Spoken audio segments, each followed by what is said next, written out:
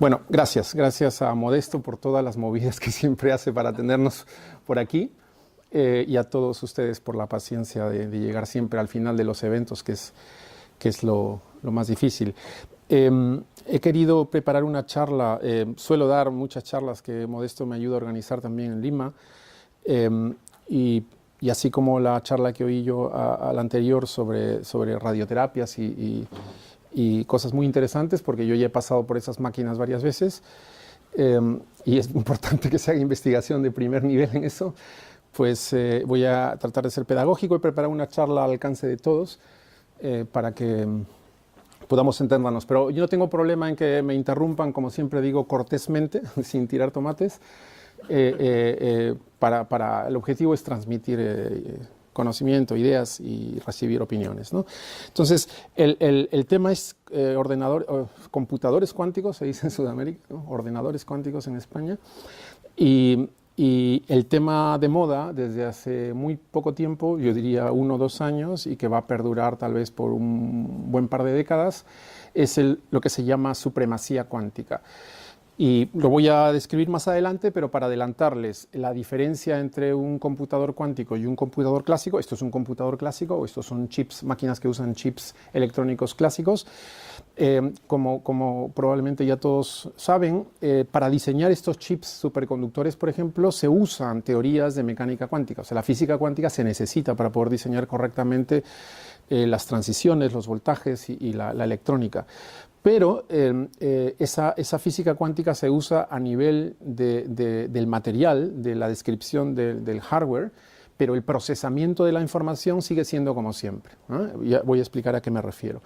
Y en la computación cuántica se trata no solamente de usar la física cuántica para diseñar los materiales, sino que la codificación de la información, como el profesor Garot estaba mencionando, pueda ser cuántica. ¿Qué significa eso? Como voy a contar más adelante, la física cuántica permite que la famosa unidad fundamental de la información, que es el bit clásico, que es un casillero que puede adquirir el valor físico de 0 o de 1, la física cuántica permite la superposición en la amplitud de probabilidad de este 0 y 1, lo cual cuando uno usa productos de bits cuánticos en un número del orden de 1000, por ejemplo, el espacio dimensional, técnicamente es el espacio de Hilbert, ¿no? Pero las dimensiones crecen de forma exponencial. Entonces, si un bit cuántico tiene 2 dimensiones asociados a este 0 y 1 y todas las superposiciones, 1000 bits cuánticos tienen 2 elevado a la 1000 dimensiones. Si ustedes quisieran escribir un vector con el número de entradas igual a 2 a la 1000, como saben, no sé, no voy a repetir como saben todo el tiempo, pero es superior al número de todas las partículas existentes en el universo, ¿no? Esa es una cosa imposible de hacer.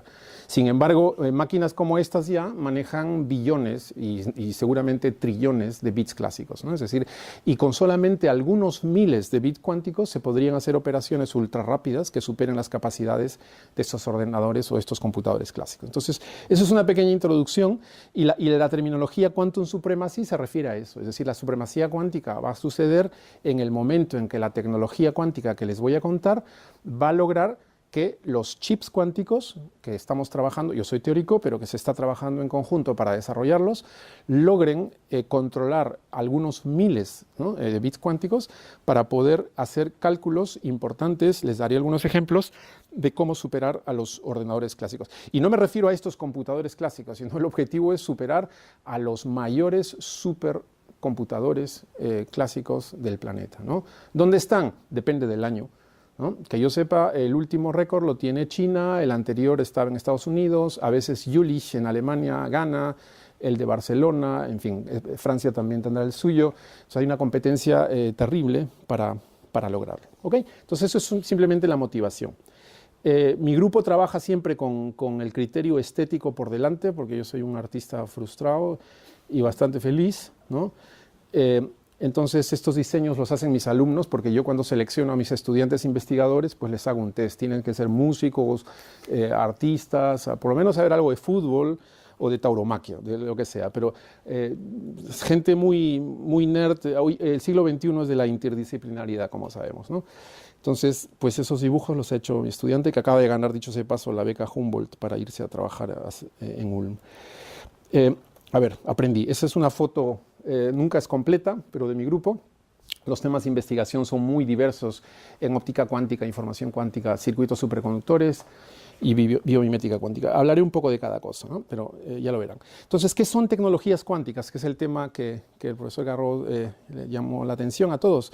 La definición es bastante simple, como ya la mencioné al principio, es diversos sistemas físicos, o técnicamente les llamamos plataformas cuánticas, que permiten codificar la información de forma cuántica, no solamente que el soporte sea cuántico, el hardware sea cuántico, sino que el procesamiento de la información sea cuántico, y tiene como que 4 vertientes. Entonces, este pseudo Partenón, que lo pueden imaginar de Grecia, pues tiene 4 columnas. Es así como la comunidad científica europea ha determinado que son los pilares, ¿no?, de las tecnologías cuánticas.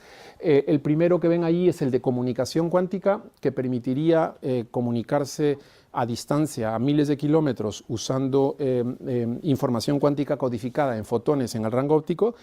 No sé qué tan curiosos sean con la prensa internacional, pero en los últimos meses un colega nuestro, Jiang Weipang, en Hefei, en China, pues junto con la Academia de Ciencias China, ha anunciado ya los primeros experimentos de teleportación a 1000 kilómetros de distancia entre un satélite chino que enviaron al espacio solamente para fines de comunicación cuántica, y han logrado ya, y van a empezar los primeros experimentos para hacer comunicación cuántica. ¿Cuál es la ventaja?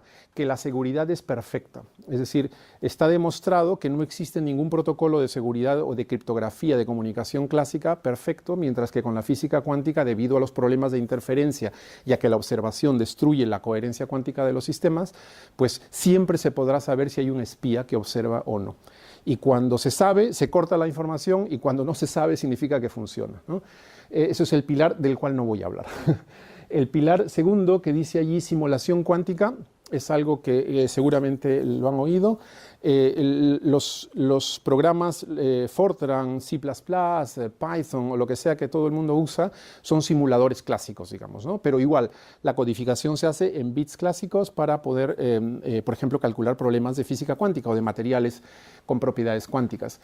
En la simulación cuántica, que es una propuesta que hizo Feynman en el año 82 en una charla y en un artículo famoso, se le ocurrió la siguiente idea. Si el crecimiento de la dimensionalidad de los espacios de Hilbert asociados con los sistemas cuánticos, en particular modelos de espines acoplados o de fermiones, crece de forma exponencial, la razón de que sea imposible tratar de forma eficiente con ordenadores, con computadores clásicos, es porque justamente la codificación de la información en los computadores clásicos es clásica, y queremos simular un problema cuántico. Entonces Feynman tuvo la idea brillante que una solución posible sería usar espines o modelos fermiónicos de primeros principios, ¿no?, de forma analógica, que codifiquen esos modelos que queremos simular. Entonces la naturaleza hace la imitación de la naturaleza y los fenómenos serían eficientes. El tercero es el de los sensores cuánticos o metrología cuántica, que tampoco voy a hablar, que tiene que ver con el uso de las propiedades de la física cuántica, que explicaré, para fines de mejorar los estándares de medidas, tanto de tiempo, de longitud y de cantidades fundamentales. Y el último, el de computación cuántica, que sí voy a comentar. Sí. ¿No sería añadir un quinto pilar aquí? De las memorias cuánticas. Las memorias cuánticas suelen considerarse dentro de la computación cuántica. Pero me he adelantado porque justamente yo quería comentar sobre un quinto, que es una quinta columna. Yo sé que quinta columna tiene un significado político, histórico, que bueno, no es mi culpa que hayan habido 4 y que yo ponga la quinta, ¿no? Pero la quintessence, ¿no?, y la quinta columna tiene sus cosas históricas, pero que tiene que ver con algo que yo llamo en castellano tecnologías cuánticas inspiradas en modelos biológicos. Es decir, mi grupo trabaja fuertemente en cómo conectar la biomimética con las tecnologías cuánticas, pero lo diré más adelante. Pero está abierto a discusión, ¿no? Esto de aquí es oficial, es Bruselas, la Unión Europea y que ha determinado eso, pero después de, como se imaginan, de 1000 lobbies y 1000 peleas, ¿no? En cuanto a las plataformas cuánticas, eso es para que tengan una idea, porque la gente siempre me pregunta cuando doy charlas por allí, pues, a ver, una foto, ¿no? ¿Cómo es el computador cuántico, ¿no? Porque hay la curiosidad de decir, ya conocemos esto, ¿cómo es? Pues nadie tiene ni idea todavía, pero hay prototipos y plataformas.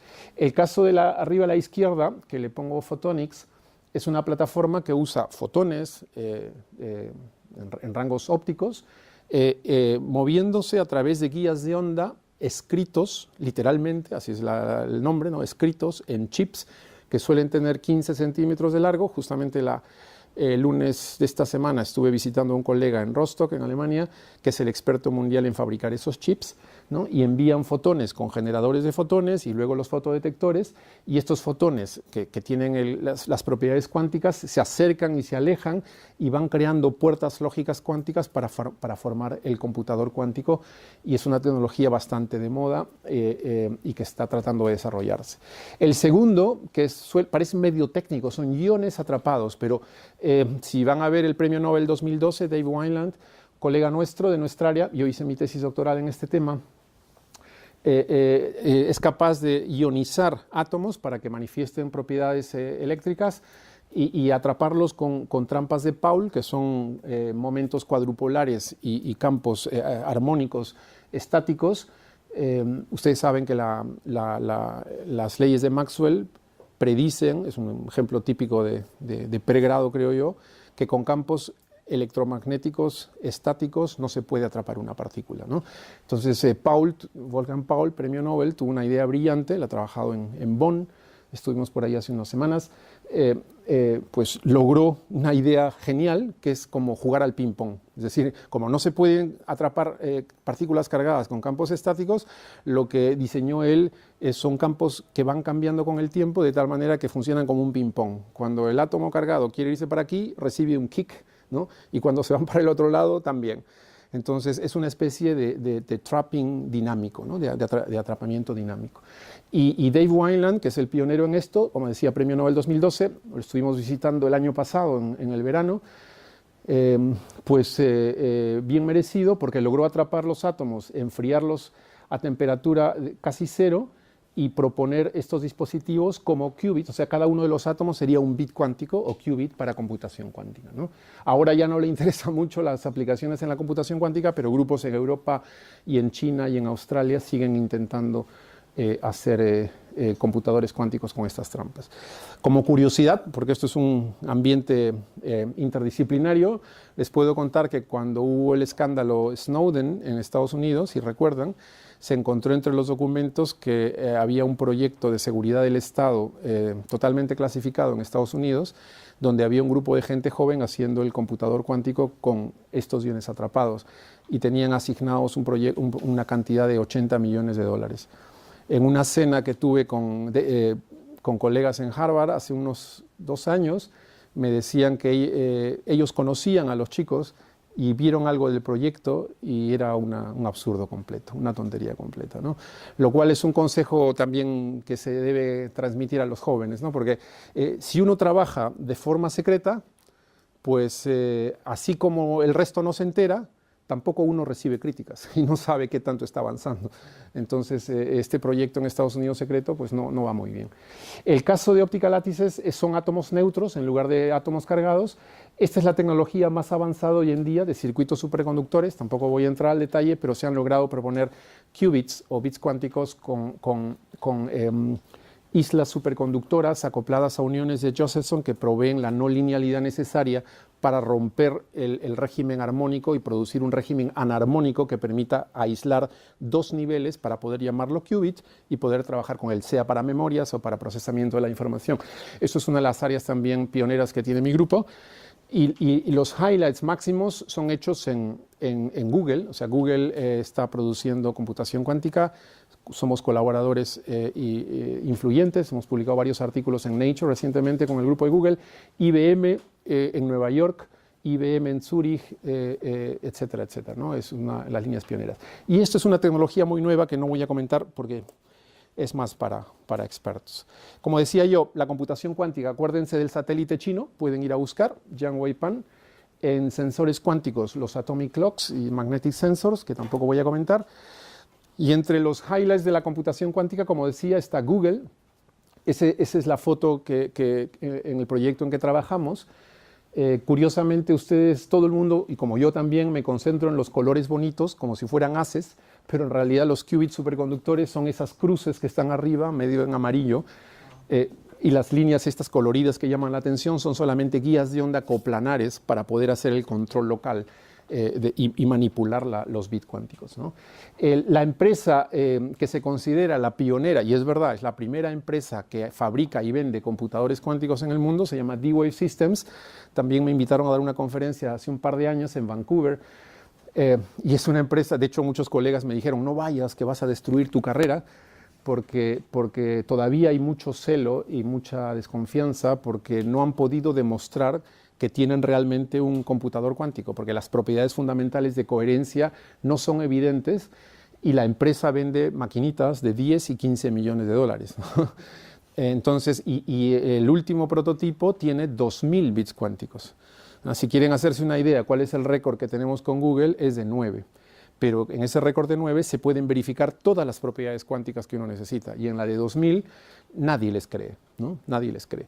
Pero han generado tanto ruido y tanta publicidad que la revista Time Magazine ha publicado un issue, una edición, con la página principal sobre la máquina de D-Wave. Y por si acaso, NASA Ames y Google compraron una máquina de 10 millones de dólares, a pesar de que no creen en que sea correcta, pero la compraron, porque una de esas funciona. Lockheed Martin, la mayor empresa de venta militar en el mundo, también compró una maquinita por si acaso. Y la gente, claro, la gente dice, bueno, a eso le sobrará el dinero. Recientemente, Los Álamos, el Laboratorio Nacional de Los Álamos, acaba de comprar una maquinita de 15 millones de dólares, si no me equivoco. Entonces y cuando yo los visité les pregunté, pero ustedes parece que solo se conocen 3 o 4 máquinas, y me dicen, obviamente, no te podemos contar todo lo que vendemos. Hay gente que nos compra, pero nos dice que no digamos quién compró. Entonces ya se imaginan que puede ser China, puede ser Rusia, puede ser muchos países que habrían comprado estos ordenadores cuánticos por si acaso, ¿no? Esta es una foto del chip fotónico. IBM, no sé si sabía, eso es espectacular. IBM, tengo un alumno de doctorado que trabaja ahí, Antonio Mezzacapo, acaba de lanzar el Quantum Computer in the Cloud. Es decir, si yo cojo ahora y nos tomamos 2 minutos, desde mi móvil, mi celular, puedo hacer computación cuántica, porque tenemos acceso online por vía remota. Y de hecho tenemos ya un artículo publicado. Yo era físico teórico, ahora soy físico experimental, porque propongo ideas de computación cuántica y el experimento se hace vía Wi-Fi, vía Internet en estas máquinas. Y Google va a lanzar también un chip. Y esta es una foto del chip de iones atrapados. Probablemente sea la única ecuación que mencione, pero quería que tengan una idea de dónde sale esta potencialidad de la computación cuántica, ¿no? Esa es una foto bonita de una charla en un bar en Bilbao de difusión de las ciencias, una foto bonita como que si los ordenadores estos van a morir, ¿no? Y este es el nuevo. Esto es una puerta lógica que se llama control NOT, en el lenguaje clásico se llama XOR, no sé, XOR, ¿no? No sé cómo se pronuncia. Si uno tiene el primer bit que es de control y el segundo que es el bit target, ¿no? Cuando el primero es 0, si se dan cuenta, el segundo no cambia, sea 0 o sea 1. Y cuando el primer bit es 1, el segundo bit cambia de 0 a 1 y de 1 a 0. Eso es una puerta fundamental de 2 bits que tiene su uso en computación clásica. En la computación cuántica, la física cuántica permite no solamente tener 0, 0, 0, 1, 1, 0, 1, 1, pero permite la superposición lineal de estas funciones de onda asociados a 0, 0 y a cada uno de estas combinaciones, con amplitudes complejas cuyo cuadrado sea de forma individual o de forma colectiva, dependiendo del observable que se vaya a medir, pues determina la probabilidad de encontrar ese autoestado o ese estado cuántico. Y yo aplico ahí esa operación que se llama operación unitaria asociada a la puerta control NOT sobre esta superposición, y ustedes se dan cuenta que la linealidad del espacio de Hilbert asociada a la puerta lógica y a la física cuántica permite que la puerta lógica se aplique de forma lineal y simultánea en las 4 combinaciones. Entonces, mientras que en la física clásica y en la computación clásica uno tiene 0, 0, aplica una puerta, en la computación cuántica uno puede tener la aplicación simultánea de la operación cuántica sobre la superposición lineal en toda la base computacional del espacio de Hilbert asociado. Yo sé que se me escapan cosas muy técnicas, pero hay gente que entiende aquí también mucho. ¿Ok? Ahora cambiamos el tema de simulación cuántica, que es uno de mis favoritos también, pero no tiene tanta publicidad. Richard Feynman encontró este circuito maravilloso, como les decía, de esa frase, esa la he preparado yo de forma compacta, que dice, dejemos que la naturaleza calcule por nosotros, ¿no? Es decir, si es tan difícil usar computadores clásicos para simular física cuántica, por la estructura esta exponencial de las dimensiones, ¿por qué no usamos material cuántico para imitar modelos cuánticos? Entonces, si nosotros tenemos un modelo de spines, yo sé que el profesor Linares sabe demasiado de estos temas, un modelo fermiónico, Heisenberg con campo transverso, muy difícil de simular o inhomogéneo, que por ejemplo tenga un récord que el supercomputador de China solamente puede computar hasta 50 fermiones, Feynman diría, bueno, búscate un sistema que tenga 100 fermiones. Y en ese sistema de 100 fermiones le tratas de acomodar el modelo que te interesa. Entonces, el modelo de 100 fermiones calcula por nosotros la física de forma analógica, la física del modelo de 100 fermiones, que es inaccesible a los supercomputadores clásicos, ¿no? Eso es un poco la idea. O sea, lograr que la naturaleza cuántica de forma controlada en el laboratorio sea un simulador y un imitador que compute cosas imposibles, ¿no? Entonces Feynman tuvo esa idea, él no desarrolló nada, solamente tuvo la idea brillante y tiene una charla brillante en el 82 y se logra este circuito, ¿no? Que modelo físico, modelo simulado, se codifica en un sistema que simula y se comunica con el sistema, ¿no? Entonces yo por cuestiones de divulgación y de pedagogía le suelo llamar el teatro cuántico, ¿no? Si van a buscar a Google el teatro cuántico va a aparecer mi grupo por ahí, porque me encanta llamarle teatro cuántico porque es literalmente eso, es un lugar de ficción donde los materiales cuánticos controlables permiten el cómputo de modelos cuánticos imposibles de calcular con computación clásica, ¿okay?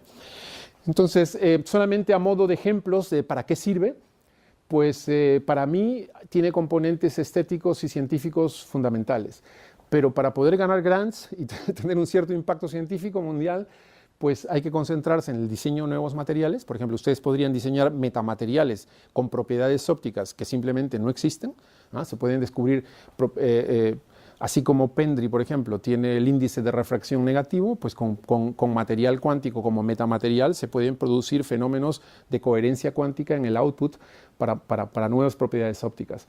Se tiene planeado resolver problemas complejos de química cuántica.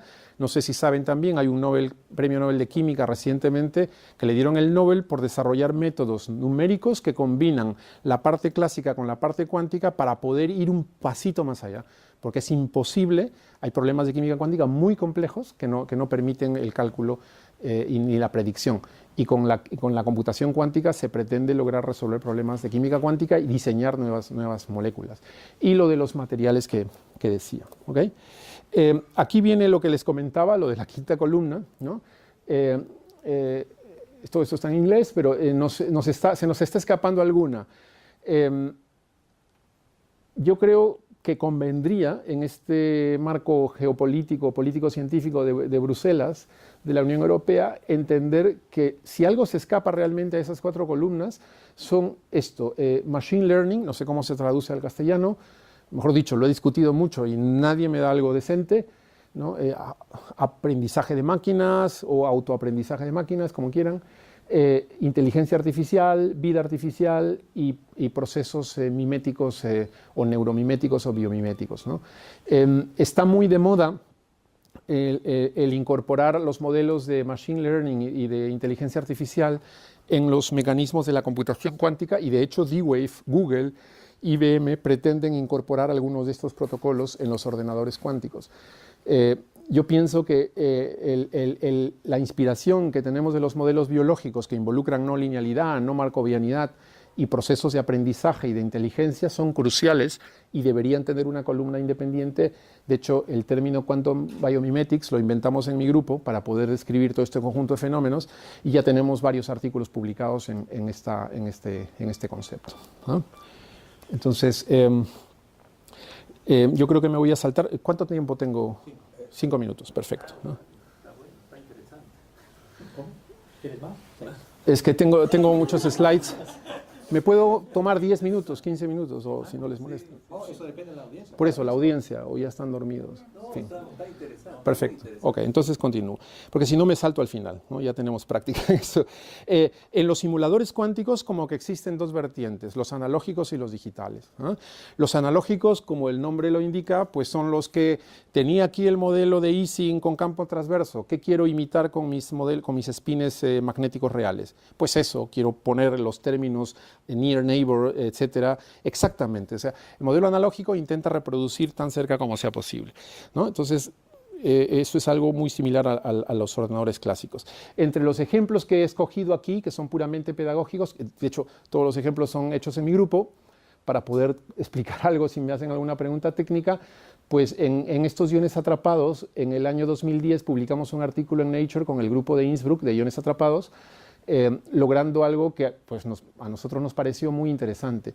Y es que un átomo que está casi en reposo, a nivel cuántico, como saben, siempre hay un pequeño movimiento, el del estado fundamental, del oscilador armónico, ¿no? De la trampa, pero un átomo que está a una velocidad tan baja, que creo que son de milímetros por segundo o menos, simplemente el régimen es no relativista, o sea, la velocidad es muy baja, no hay forma de incorporar fenómenos relativistas.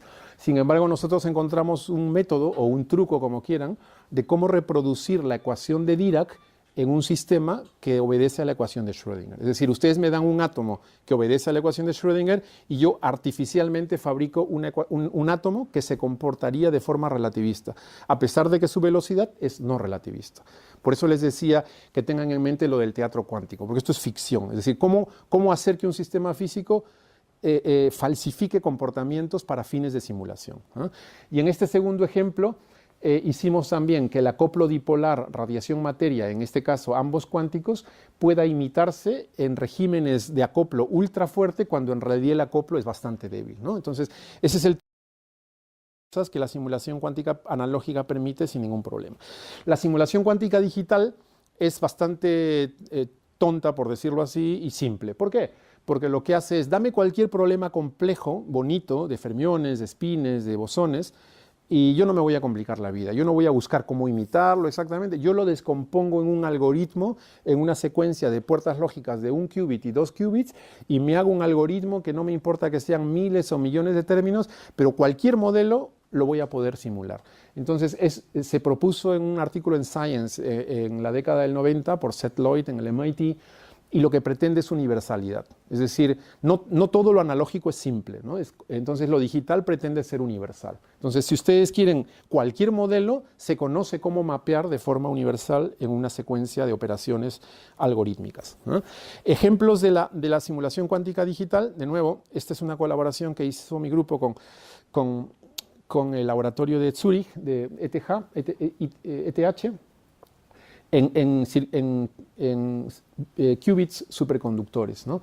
Y se hizo el modelo de Ising, varios modelos de Ising y un modelo de Heisenberg solamente con 2 qubits. Y ese fue el récord mundial en el año 2015, para que se hagan una idea. Y unas 80 puertas lógicas. En el año 2015, poco tiempo después, publicamos en Nature Communications con el grupo de Google ya una simulación cuántica digital, en este caso de modelos de fermiones, pero en este caso fueron de 2 a 4 modos fermiónicos y se lograron más de 300 puertas lógicas. En este momento era el récord mundial de computación cuántica en el año 2015, que ya se rompió porque el año pasado publicamos en Nature con el mismo grupo de Google una simulación cuántica digital imitando a una computación cuántica analógica, en este caso era adiabática, con 9 qubits, y el récord mundial actual de computación cuántica es de en este caso fueron 1100 puertas lógicas, ¿no? Es esta foto hermosa que siempre tenemos que poner, me he olvidado, Julian Kelly es el estudiante en Google que hizo esta foto tan bonita que aparece por todos lados, ¿no? Entonces hay como que estas dos vertientes digitales y analógicas dependiendo del problema. Voy a hacer 3 comentarios generales sobre la simulación cuántica. Hay una perspectiva estética, como les decía yo, de simplemente imitar el arte. Estamos en París, ¿no? El arte de la imitación. Recuerdo que a Rodin lo acusaron de ser un falsificador cuando logró hacer un cuerpo humano casi perfecto, y la gente, sus colegas muy envidiosos decían, nadie puede hacer un cuerpo humano tan perfecto. y le acusaban de haber puesto a un ser humano ahí sacrificado y ponerle el bronce encima, porque eso no se podía lograr. Entonces es impresionante. Entonces la historia del arte, de las matemáticas y de las ciencias pasa por la imitación, tanto estética como científica. Y en este caso nosotros creamos en Bilbao algo que se llama simulación cuántica de fenómenos imposibles o de fenómenos no físicos. Es decir, algo así como la ciencia ficción de la física cuántica.